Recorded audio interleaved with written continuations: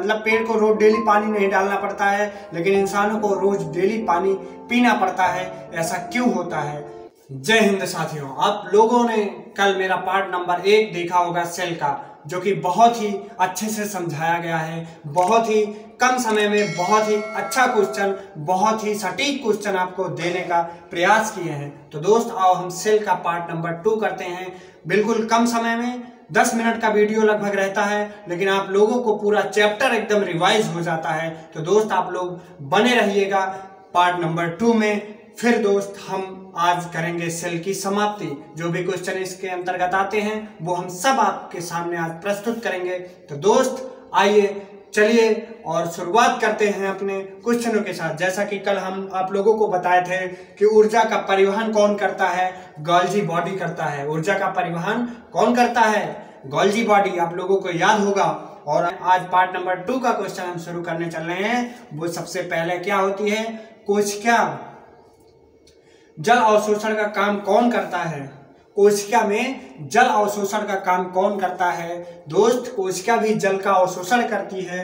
वो पेड़ हो या इंसान हो, सब लोग जल का अवशोषण करते हैं। अच्छा आप लोग बता दीजिए कि पेड़ क्यों बहुत टाइम, मतलब पेड़ को रोज डेली पानी नहीं डालना पड़ता है, लेकिन इंसानों को रोज डेली पानी पीना पड़ता है। ऐसा क्यों होता है कि पेड़ पौधों को डेली पानी नहीं चाहिए?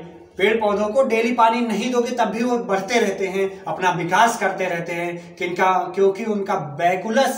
क्योंकि उनका रसधानी, बैकुलस को हिंदी में रसधानी कहते हैं, क्योंकि उनका रसधानी बहुत बड़ा होता है। वो एब्जॉर्ब करके अपने रसधानियों में पानी को रखते हैं, जबकि मनुष्य में ये नहीं होता है, बहुत कम होता है। इसलिए इन्हें रोज पानी की जरूरत पड़ती है। तो दोस्त आपको एक क्वेश्चन तो याद हो गया होगा, लेकिन आप इस क्वेश्चन के साथ साथ आप बहुत कुछ सीख गए होंगे।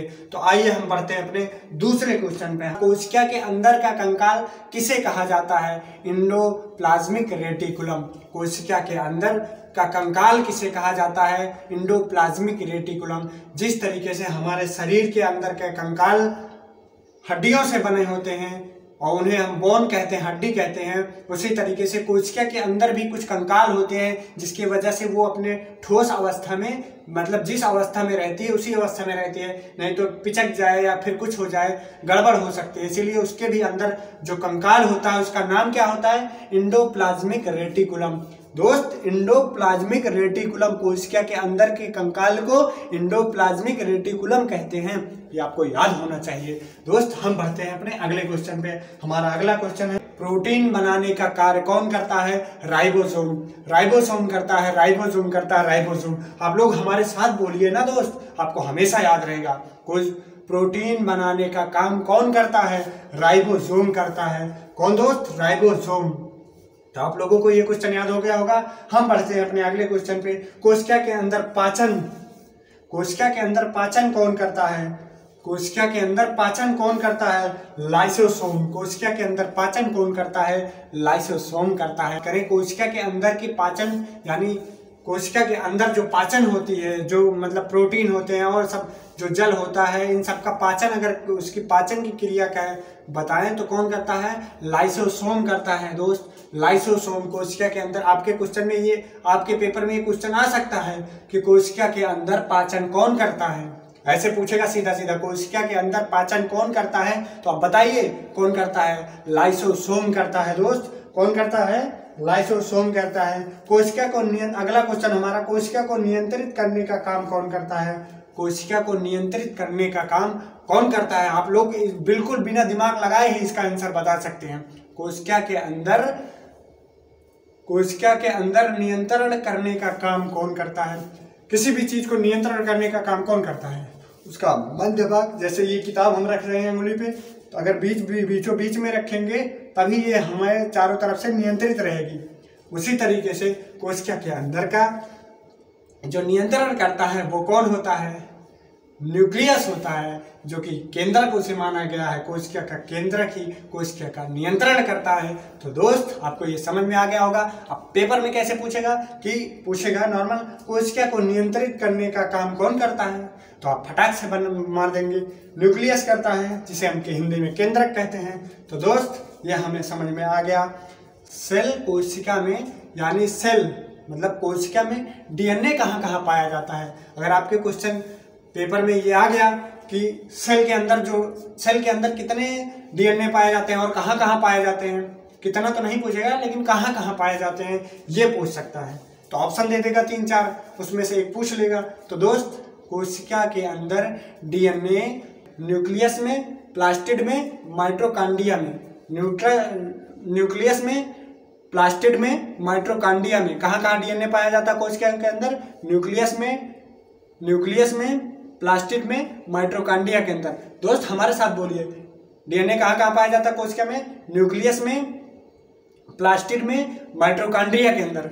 तो दोस्त आप लोगों को ये याद हो गया होगा। हम गारंटी कहते हैं दोस्त आपको ये दोबारा भूलेगा नहीं, आपको दोबारा भूलेगा नहीं। ये आप लोग इतना मतलब मेरे साथ बोल लिया करो, जहाँ बैठे रहा करो ना यार, वहाँ जोर जोर से बोला करो कि हाँ पढ़ रहे हैं। घर वाले भी सुने तो उन्हें लगे कि हाँ मेरा बच्चा पढ़ रहा है, किसी दोस्त के साथ पढ़ रहा है, मजा आ रहा है। तो दोस्त आप लोग पढ़ाई के तरीके से पढ़िए, ना कि एग्जाम के लिए। जिस दिन यहाँ पे केवल पढ़ाई को, शिक्षा को नौकरी के लिए पढ़ा जाएगा, उस दिन भारत में केवल नौकर ही पैदा होंगे। ये याद रखना। पढ़ाई को अगर आप अच्छे से पढ़ेंगे तो हो सकता हो ये पढ़ाई आपको बहुत ही आगे बढ़ा दे। तो दोस्त आओ हम बढ़ते हैं अपने अगले क्वेश्चन पे। तो हमारा अगला क्वेश्चन, एटीपी के निर्माण के लिए कौन सा साइकिल चलता है? तो क्रेब्स चक्र चलता है। कौन सा? क्रेब्स साइकिल, यानी क्रेब्स साइकिल चलता है, क्रेब्स चक्र चलता है। तो दोस्त एटीपी के निर्माण के लिए आपके क्वेश्चन में सीधा आपके पेपर में सीधा आ सकता है कि एटीपी के निर्माण में कौन सा चक्र चलता है? आप लोग फटाक से क्रेब्स साइकिल चलता है। Answer Krebs cycle, Krebs cycle, Krebs cycle, Krebs cycle 10 बार पढ़िए, आ जाएगा। एटीपी के निर्माण में कौन सा चक्र चलता है? क्रेब्स चक्र चलता है, क्रेब्स साइकिल चलता है, क्रेब्स चक्र, क्रेब्स चक्र, क्रेब्स चक्र। बस हो गया। अब इसमें और कौन सा तीर मारना है? बस ऐसे ही रट लो, बोलो, साथ में बोलो, अपने आप याद हो जाएगा। अगर इसी में पूछ ले क्रेब्स साइकिल कहाँ चलता है? एटीपी बनाने के लिए क्रेब्स साइकिल चलता है। और क्रेब्स साइकिल कहाँ चलता है? तो माइटोकॉन्ड्रिया के अंदर चलता है। कहाँ चलता है दोस्त? माइटोकॉन्ड्रिया के अंदर क्रेब्स साइकिल चलता है। एटीपी बनाने के लिए कौन सी साइकिल चलती है? क्रेब्स साइकिल चलती है। और क्रेब्स साइकिल कहाँ चलता है? माइटोकॉन्ड्रिया के अंदर चलता है। आत्महत्या की थैली या परमाणु बम किसे कहते हैं? आत्महत्या की थैली और परमाणु बम किसे कहते हैं कोशिका के अंदर? तो लाइसोसोम क्या कहते हैं। दोस्त आप सभी लोगों से मेरा विनम्र निवेदन है कि आप लोग मेरे साथ 10-5 मिनट की वीडियो रहती है, लेकिन 10-15 क्वेश्चन रहते हैं। आप लोगों को क्वेश्चन के साथ साथ उसका पूरा डेरिवेशन कर देते हैं, पूरा उसका तोड़ के आपको समझाने का प्रयास करते हैं। अगर आपको समझ में आए तो दोस्त अपने दोस्तों के साथ भी शेयर कर देना। अब ये कहते इसलिए हैं कि अभी हमारा बहुत छोटा यूट्यूब चैनल है। अगर आप लोग का प्यार और दुलार बना रहा तो ये चैनल बढ़ता जाएगा।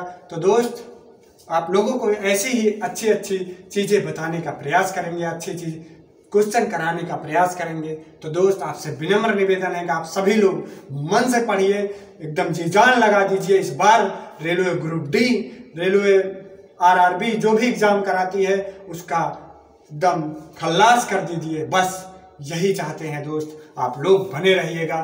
फिर मिलेंगे आपको कल अगले चैप्टर में, क्योंकि सेल चैप्टर हमारा खत्म हो गया। जय हिंद, वंदे मातरम।